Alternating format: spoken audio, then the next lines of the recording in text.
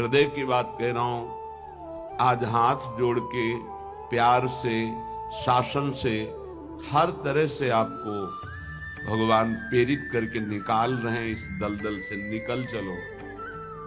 आपको अगर दलदल ही प्रिय है प्रपंच का, तो देख लेना एक समय आएगा कोई समझाने वाला नहीं होगा और तुम्हारी समझ नहीं होगी और तुम्हारा जीवन बहुत दूर प्रभु से होगा। विश्वास करो हमारी बात पर। अभी अवसर है, निकल चलो। अभी तुम्हें हरि गुरु की बातें अच्छी नहीं लगती, अभी तुम्हें हरि गुरु का प्यार नहीं समझ में आ रहा, तुम्हें ऐसा लगता है कोई हमारे शरीर का प्यार करे तो वो हमारा प्यारा, इंद्रियों का दुलार करे सो हमारा प्यारा, हमारे मन के अनुकूल चलने वाला मिले तो सच्ची मानिए सारी बातें हरि से पूर्ण होती। अगर कोई तुम्हें प्यार करता है हाँ तो नाटक करता है प्यार का, वो तुम्हारा शोषण करना चाहता है इसलिए प्यार करता है। कौन ऐसा हृदय वाला है जो अपने को न्यौछावर करके तुम्हें प्यार करे? वो केवल हरि और हरि गुणगान में मस्त भगवत अनुरागी, दूसरा नहीं। तुम तुम्हार सेवक असुरारी, स्वार्थ रहित जग जुग उपकारी। ये समझ में नहीं। प्यार का मतलब समझा जाता है वासनाओं का खेल हो तो प्यार, मनोरंजन हो तो प्यार। अरे मन का भंजन करके, वासना का नाश करके उपासना में प्रतिष्ठित हो जाना, इसे प्यार कहते हैं। जो अविनाशी प्रकृति से भोग कर सुखी होना चाहता है कभी नहीं हो सकता है। शब्द याद कर लो। खाते खाते दांत टूट जाएंगे, देखते देखते आंख फूट जाएगी, शरीर नष्ट हो जाएगा, पर वासनाएं ज्यों की त्यों रहेंगी और बढ़ती चली जाएंगी। ये जो जलन होती है यही भस्म करती वासनाओं को। सच्चे उपासना के मार्ग में चलने वाले जलन की परवाह नहीं करते, कष्ट की परवाह नहीं करते, वही उस परम पद के अधिकारी होते। कल एक ने प्रश्न किया कि ऐसा कोई मार्ग बताइए जिसमें कोई कष्ट न हो, भगवत प्राप्ति हो जाए। घर बैठ जाओ। ऐसा सृष्टि में लौकिक मार्ग नहीं है तो अलौकिक मार्ग की क्या बात। अगर आपको 500 रुपए चाहिए तो लेबरी करनी पड़ेगी, 8 घंटे मजदूर बनना पड़ेगा और ठेकेदार की बातें सुननी पड़ेगी। कोई भी कार्य करो आप, क्या सहज है, क्या सुखपूर्वक है, लेकिन आप लक्ष्य जब धन रखते हैं तो बड़े से बड़े कष्ट और कटु वचन को सहते हैं। आप जब दुख से निकलने के लिए लक्ष्य बना लिया भगवत प्राप्ति, तो फिर ये मनोरंजन कैसा? यही समझ में नहीं। एक आदमी प्यासा होता है, पानी पिला दे, कभी अगर वो दोबारा दिखाई देता है तो नेत्र नम हो जाते हैं कि एक दिन की प्यास इसने बुझाई थी। जन्म जन्म की प्यास बुझाने के लिए नाम मिला, मंत्र मिला, उपासना मिली, उसका कोई महत्व नहीं। ये तुम्हें प्यार नहीं नजर आ रहा? जो कभी संभाषण नहीं करते थे, देखते नहीं थे, तुम्हें अंदर और बाहर दोनों से देख रहे, तुमसे संभाषण कर रहे हैं, ये तुम्हें प्यार नहीं समझ में आ रहा?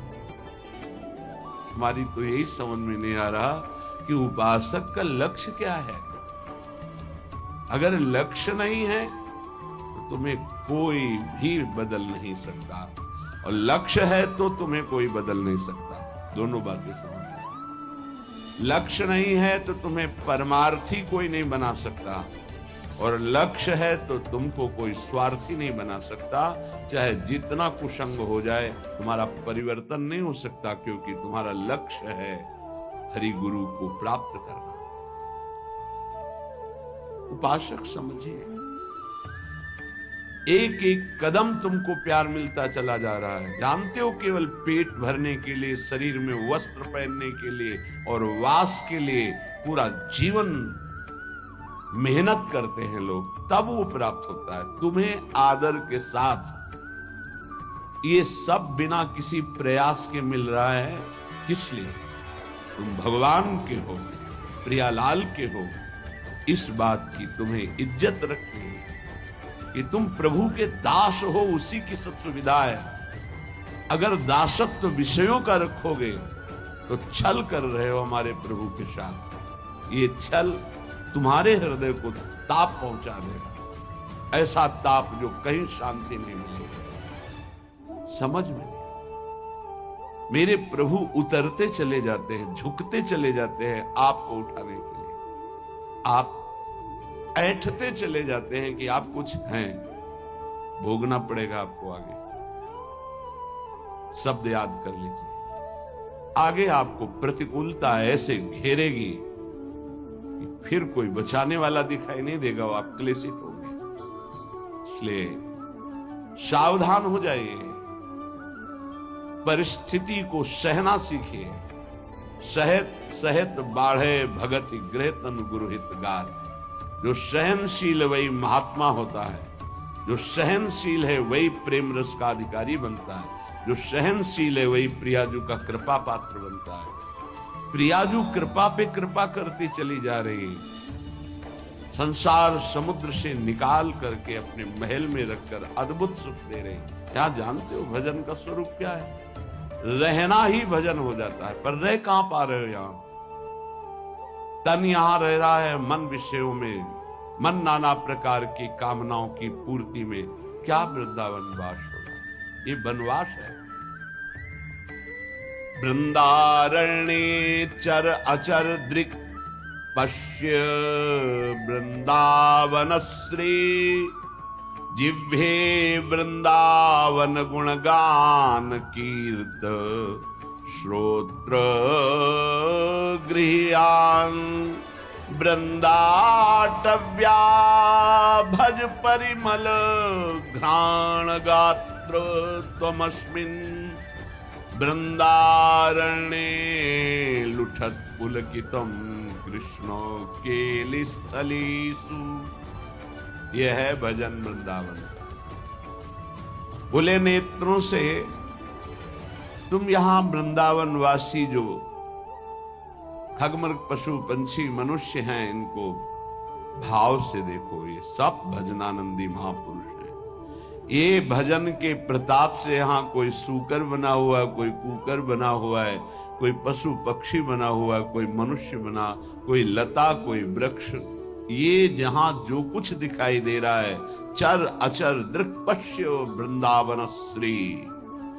ये वृंदावन की अद्भुत श्री वैभव शोभा भगवत स्वरूप है। यहाँ के कुत्ते का भी दर्शन कर रहे हो तो एक बहुत बड़े महात्मा का दर्शन करने से जो फल मिलता है वो मिलेगा, ध्यान रखना। हरिराम व्यास जी आचार्य हैं रस के, वो कह रहे हैं हो मन वृंदावन को श्वान। श्वान माने कुत्ता। यहाँ का कुत्ता कोई साधारण श्वान नहीं है, वो कोई परमहंस महापुरुष है जो प्रियाजू की स्केली कुंज में श्वान रूप धारण किए हुए रज का सेवन कर रहा है। आप क्या समझते हैं? मनुष्य शरीर से भी महान सौभाग्यशाली वो है। क्यों? तुम तो गद्दे पे सोते होगे, वो रज पे सोता है। तुम रज के बने हुए पात्र में विरक्त होकर पाते हो कि नहीं, श्री भगवान जाने। लेकिन उसको भोजन ही रज में मिलता है और रजयुक्त भोजन पाता है। उच्छिष्ट संतों का मिलता है तुम्हें कि नहीं, लेकिन उसको जरूर मिलता है क्योंकि प्राय उच्छिष्ट ही डालते हैं। संतों का भंडारा हुआ, दोना पत्तल बाहर फेंक दिए गए, एक एक पत्तल को चाट चाट कर साफ संतों की जूठन पा रहा है। कौन है? महाभागवत है। यहां के चर अचर को भाव से देखने की कोशिश कीजिए। पशु पक्षी लता वृक्ष मनुष्य, ये सब भगवत स्वरूप है। भजन हो रहा है यहाँ का। आप अगर भाव से दर्शन कर रहे हैं, भजन हो रहा है। अगर भाव का अभाव है तो आपको गलत दर्शन होने लगेगा। ईर्ष्या द्वेष वाली बातें, दोष गुण वाली बातें, माया जनित बातें आपको दिखाई देने लगेंगी। ऐसा यहाँ का भजनानंदी उपासक नहीं देखता, वो भाव से देखता है। खग मृग पशु पंछी जे या बन के चरण शरण रख लीजिए। ये सब भगवत स्वरूप, सच्ची मानिए, सब भगवत स्वरूप है। ऐसे वृंदावन में रहो, अपने नेत्रों से जो भी देख रहे हो ये सब बड़े बड़े भजन करने वाले महापुरुष हैं। न जाने कौन सा भजन किस जन्म में बना कि वो इस धाम में आकर के नाली के कीड़ा पशु पक्षी इन रूपों में विराजमान है। श्रीपाद प्रबोधानंद जी कह रहे हैं, बाहर मुझे चतुर्मुख परम वेदों का ज्ञाता ब्रह्मा पद ऐश्वर्य पद नहीं चाहिए, लेकिन वृंदावन में नाली का कीड़ा बना दो मुझे। ये जितने भी आपकी दृष्टि में आ रहे हैं, आपका भारी भजन बन रहा है, यदि भाव से आप देख रहे हैं, मेरे प्रभु के जन हैं। ये बड़े बड़े भजन करने वाले हैं, चाहे वो कोई बेल हो, कोई वृक्ष हो, ये सब भगवत स्वरूप है। ऐसे तो अपने नेत्रों का भजन करो, ये नेत्रों का भजन है। अब जिह्वे वृंदावन गुणगान, जीभ का भजन है वृंदावन की प्रिया प्रीतम की रूप माधुरी, गुण माधुरी, लीला माधुरी, कुंज निकुंजों की ये जो चर्चा करते हैं, अर्थात श्रीमद चतुरासी जी गाते हैं, 42 लीला गाते हैं, श्रीमद राधा सुधा निधि, केली मालजू, महावाणी जू, ये सब वाणी का भजन, दिव्य भजन, वाणी की सार्थकता हो रही। नाम कीर्तन करते हैं, राधा राधा राधा, वृंदावन वृंदावन वृंदावन, जिह्वे वृंदावन गुणगान, जीव का भजन हो रहा है, खूब गुणगान कर रहे हैं प्रिया प्रीतम का। कीर्तय श्रोत, श्रवणेन्द्री का भजन हो रहा है, खूब नाम कीर्तन सुन रहे हैं, बड़ा सुख मिलता है। जब यहाँ सब उपासक जन जोर से गाते हैं, आवाज पहुंचती, हृदय नाच उठता है। अहो भाग्य, अहो भाग्य, कीर्तन करने वाले और सुनने वाले दोनों का। नाम संकीर्तनम यस्य सर्व पाप प्रणाशनम, सारे पापों का नाश हो रहा है। तो उच्च स्वर से प्रभु के नाम का कीर्तन कर रहे हैं। कीर्तन श्रोत्र, श्रवणेन्द्री से सुनने मात्र से प्रिया प्रीतम का प्रेम प्राप्त, ये बड़ी सामर्थ्य है कीर्तन में। गुण कीर्तन में जो पद गायन होता है, श्रवण सुनत प्रापक रति राधा पद अम्बुज सुकुमार। आप बैठे हैं यहाँ सभा में और गुण कीर्तन हो रहा, तो कृपा की वर्षा हो रही, आप भींज जाओगे। रासमंडल में महाप्रभु हरिवंश चंद्रजू के प्राकट्य उत्सव का 1 महीने पद गायन होता है। हमारी एकांतिक रुचि संन्यास वृत्ति के कारण प्रारंभ में सदगुरुदेव भगवान ने कहा कि आप सभा में क्यों नहीं जाते, तो रुचि नहीं, एकांतिक रुचि रही, अकेला रहना शांत से। पर नहीं, वो सब उसका फल मिल गया है, प्रिया जी के चरणों की शरणागति। तो जाकर के विराजमान होकर के वहां वाणी सुनो ना, वाणी सुनने मात्र से सभा में प्रियाजू की कृपा प्राप्त होती है। बस फिर आगे प्रश्न नहीं हो। गुरुदेव के वचन, अगर सभा है, ऐसे वाणी गायन हो रहा है, आप बैठे हैं, कुछ समझ में नहीं आ रहा, फिर भी आप निष्पाप हो रहे हैं, प्रियालाल की कृपा पात्र बन रहे हैं, ये बात समझनी चाहिए। कीर्तय श्रोत्र, गृह्यान वृंदाटव्या, भज परिमल घ्राण गात्र, त्वमस्मिन् वृंदारण्ये लुट पुलकितम कृष्ण केल स्थलीषु। तुम श्री वृंदावन के पुष्पों की सुगंध जो प्रियालाल के चरणों में समर्पित है, वृंदावन के पुष्प, ये खास बात है। जो हमारी ब्रजभूमि में प्रकट हुए पुष्प हैं, इनकी समानता करोड़ों रुपए का बाहर से पुष्प लाकर अर्पित करो तो मेरे प्रियालाल को उतना सुख नहीं होगा। यहाँ के हर श्रृंगार का, मोगरा का, गुलाब का, कनेर का या किसी भी का पुष्प, ऐसे मौलश्री का बहुत छोटा पुष्प, बड़ा सुगंधित पुष्प, 3 दिन तक वो प्रियालाल की सेवा में अर्पित किया जा सकता है। उसकी ऐसी महिमा है। उसकी माला बना के या 4 पुष्प रखते हैं। फिर वो जो घ्राणेन्द्रिय में प्रसादी सूंघा जाता है, जो प्रियालाल के श्रीअंग में इत्र अर्पित किया, वो प्रसादी जो घ्राणेन्द्रिय में, श्री तुलसी जो चरणों में अर्पित की गई, वो घ्राणेन्द्रिय में, हृदय में जाके प्रेम लक्षणा भक्ति प्रकट करती है। गृह्यान वृंदावन भज परिमल घ्राण, वृंदावन, वृंदावन की सुगंधित वस्तुएं, बड़ी अनन्यता प्रिया प्रीतम के प्रेम में होती है। पूज्य श्री पंडित रामकृष्ण बाबा जी महाराज बड़े सिद्ध महापुरुष हैं। जैसे आप बाहर से आए हैं और फल अर्पित करें, बाबा स्वीकार नहीं करें। उनके पास कोई भी वस्तु लाने के लिए ब्रजवासी का सहयोग होता था। किसी ब्रजवासी को दिया, वो ब्रजवासी जब जाके देगा बाबा स्वीकार कर लेंगे। कोई भी वस्तु है ब्रजवासी के हाथ से, दंडोत बाबा ये रख दो। हम अमुक जगह से आए बाबा, ये भेंट नहीं, हटाइए। ब्रजवासी अगर प्रेम से कुछ भी तो वो स्वीकार कर। एक बहुत धनी मानी आए बाबा की सेवा करनी, बोले बात भी नहीं करना चाहिए।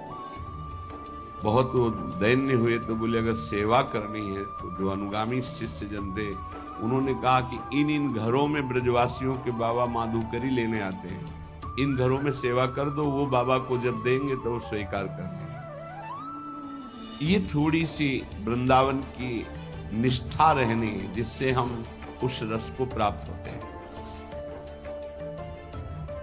गात्र तमस्मिन वृंदारण्य लुंठ। शरीर का यहां पावन होना कैसे होता है? बोले वृंदावन की रज में लोट गया, ये लुंठ। तो पुलकितम कृष्ण केलिस्थलेषु, श्रृंगार रस श्री श्यामा श्याम की इस केली भूमि में जो लोट गया, 84 के चक्र से मुक्त हो गया। पहले बहुत ऐसा दर्शन होता था परिक्रमा मार्ग में, रज में ऊपर के वस्त्र बाहरी जन भी आकर उतार कर लौटते थे, दंडवती करते थे। ये दुर्भाग्य है कि सुविधा हो गई इस रोड की, दुर्भाग्य है।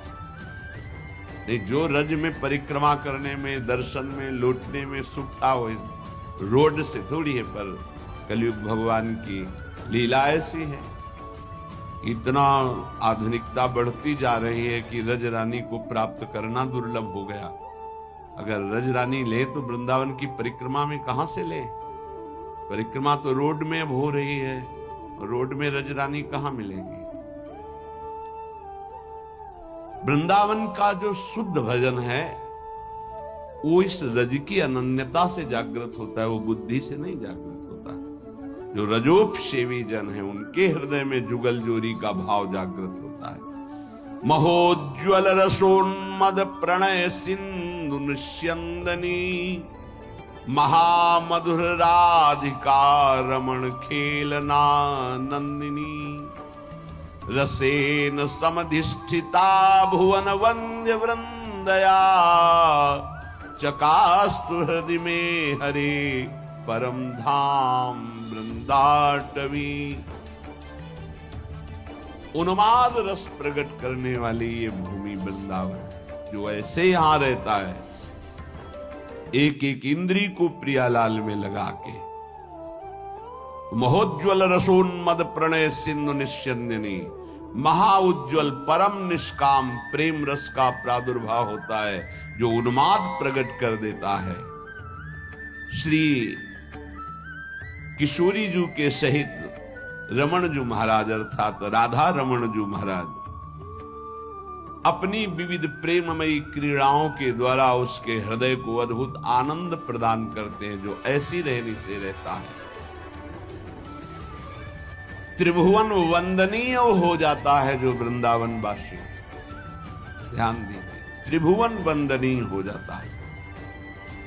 कहते हैं कि आप नाम जप करो तो आपकी जिह्वा का रोग ठीक हो जाए। हर इंद्री समय बीमार है हमारी। नेत्र इंद्री गलत देखना चाहती, श्रवण इंद्री प्रपंच सुनना चाहती, वाक इंद्री प्रपंच की बातें करना चाहती, रसेंद्री सांसारिक भोग भोगना चाहती, जनेन्द्री, हर इंद्री अपवित्र हो गई है। इसको इस रहनी से पावन करो। प्रियालाल को अर्पित किए हुए उच्छिष्ट का सेवन करो, प्रसाद का। नाम बाणी का गुणगान करो, नाम बाणी को सुनो, वृंदावन की रज शरीर में लगी रहे।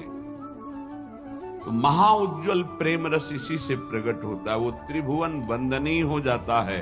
वो राधा रमण जी की महामधुर लीलाओं का रसास्वादन करता है। ऐसे परमानंद में समधिष्ठित परम धाम श्री वृंदावन हमें स्वीकार करे, अर्थात हमें आश्रय और वास देकर रहनी प्रदान करे। ऐसी रहनी से हम रहे। जन्मनि जन्मनि वृंदावन भुवि वृंदार केंद्र वंद्यायाम अपितृण गुल्मक भावे भवतु ममाशा समुल्लसाम। अब तो मेरी एक ही आकांक्षा है। श्रीपाद प्रबोधानंद जी महाराज कहते हैं, जन्मनि जन्मनि वृंदावन भुवि वृंदार केंद्र वंद्यायाम। मैं इस वृंदावन भूमि को प्रणाम करके एक वरदान मांगता हूं, मैं कभी मुक्त ना हो, बार बार मेरा जन्म हो इसी श्री धाम वृंदावन। मनुष्य शरीर के लिए देखें, अपितृण गुल्मक भावे भवतु ममाशा समुल्लासम। मुझे यहाँ का तृण बना दिया जाए, गुल्म बना दिया जाए, वृक्ष बना दिया जाए, क्योंकि मनुष्य बनना तो बड़ी दुर्लभ बात है। मुझे बार बार वृंदावन में जन्म मिले, चाहे घास बना दिया जाए, चाहे जो भी, पर मिले वृंदावन में। क्या पाया वृंदावन से कि कह रहे मुझे मुक्त नहीं होना, मुझे बार बार जन्म मिले पर वृंदावन धाम में जन्म मिले। उपासक, इस कृपा को देखो कि जो बड़े बड़े महापुरुष यहाँ की गुल्मलता औषधि वृक्ष पशु पक्षी बनना चाहते, तुम्हें मानव देह में वृंदावन मिला है। क्या तुम्हें प्रियाजू की कृपा नहीं दिखाई दे रही?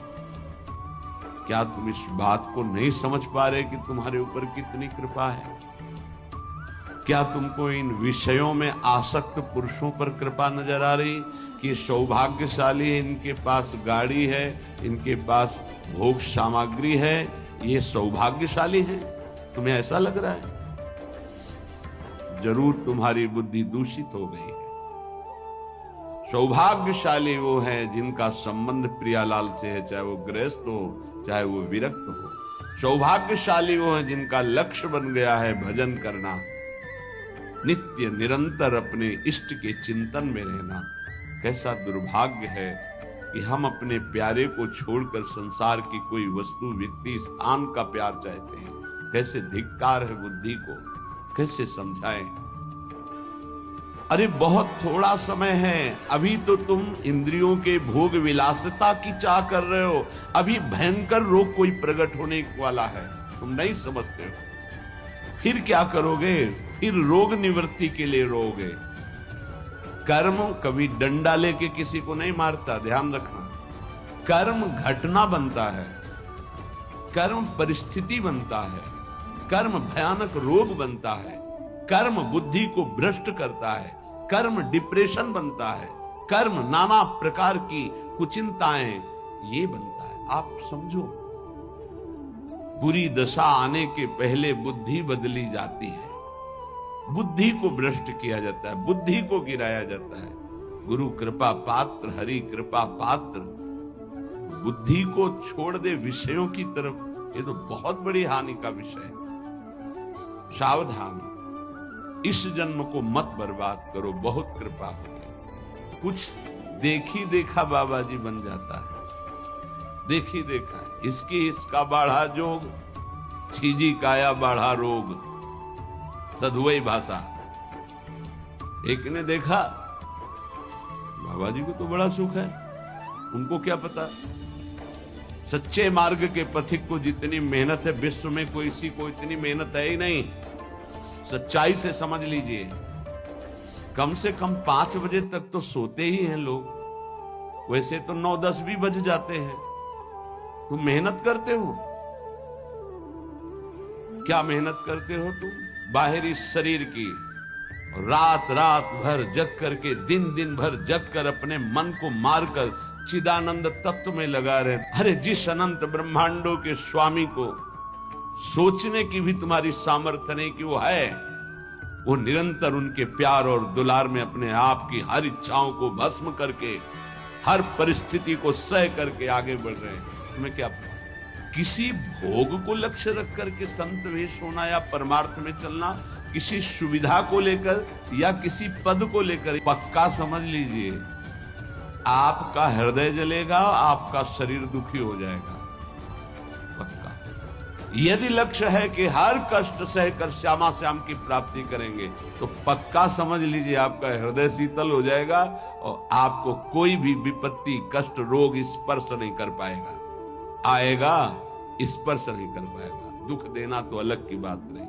हरि तज होए विषय अनुरागी, वो अभागी है, आप अभागी नहीं है। भगवत मार्ग के पथिक इस बात को समझें कि हमारी इंद्रियां जो भोगों की मांग कर रहे हैं, उनका मांग पूरी हो जाना बड़े भाग्य की बात है। नहीं, ये अभागी का लक्षण है।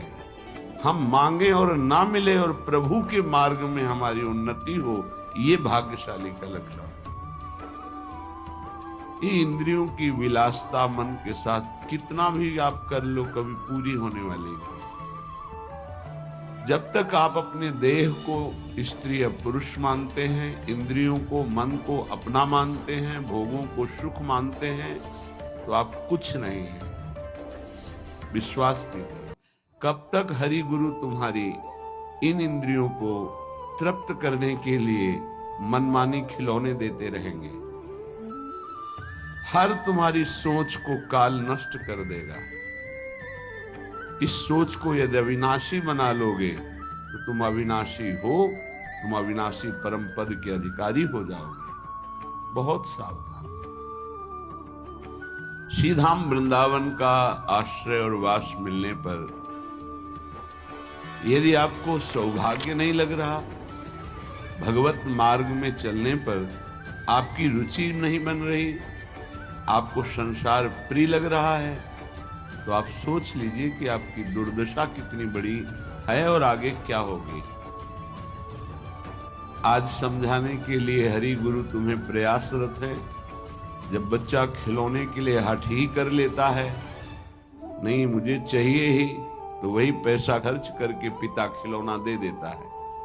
लेकिन अगर खिलौनों का हठ न करता तो गोद में बैठा लेता। कब तक खेलते रहोगे इन खिलौनों से? ना ये खिलौने रहेंगे, ना खेलने वाला तुम्हारा शरीर रहेगा। इसलिए सावधान। श्रीपाद प्रबोधानंद जी महाराज कह रहे हैं, वृंदारण्ये चर अचर दृक् पश्य श्री वृंदावनम। ये वृंदावन वासी को भजन के लिए कोई प्रयास नहीं करना पड़ता। स्वाभाविक भजन हो रहा है, पर आपकी महत्व बुद्धि नहीं है।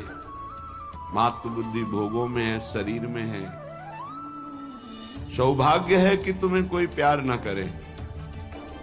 ये बात हमारी समझ नहीं समझ में आएगी। सौभाग्य है कि तुम्हें कोई प्यार न करे, दुर्भाग्य है कि भगवान से विमुख कोई हमसे प्यार करे। धिक्कार है हमारे भाग्य को यदि प्रभु के सिवा कोई हमें प्यार करे। ये बात नहीं सबकी समझ में आए। प्राकृतिक देह को मैं मानने वाला यही चाहता है कि मुझे कोई प्यार करे। कौन प्यार करे? हरि गुरु से बढ़कर कोई अहेतुकी प्यार करने वाला होता है, और वो प्यार कर रहे हैं, तुम्हें प्यार समझ में नहीं आ रहा। तुम्हें भोग विलासिता प्यार नजर आता है, संसार का प्यार नजर आता है, छल कपट वासना का तांडव ये तुम्हें प्यार नजर आता है। बहुत बढ़िया अवसर है, निकल चलो, नहीं भोगना पड़ेगा। आगे ऐसा अवसर आएगा जीवन में जो तुम्हें ऐसे गर्त में गिराएगा जहां से कोई निकालने वाला नहीं होगा।